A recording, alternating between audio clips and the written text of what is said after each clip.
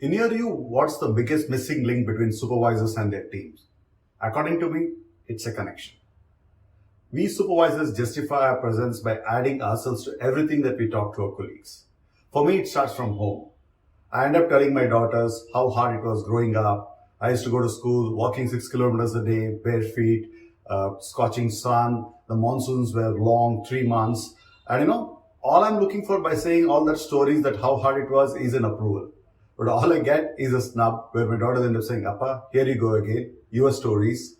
Can you say something else? We already know this. And my wife enjoys this snub of my daughters to me, where all I'm looking for is a constant acknowledgement. And this is what happens at work too. We end up telling our own stories to our colleagues. When I was in my first job, when I was the manager, when I was the CEO, this is how it was. It was hard. Our bosses were tough on us. We didn't have internet. We didn't have smartphones. All the things of how hard work was and how we overcame them. I don't know what we are seeking all the time. Maybe a constant approval from our colleagues as, we came up the hard way and they're having it all easy.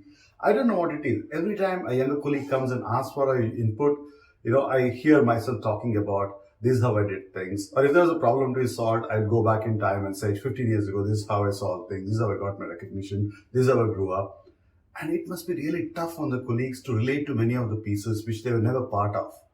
And maybe we are all seeking approval by talking about our stories again and again. And I think that's what gets to a lack of connection.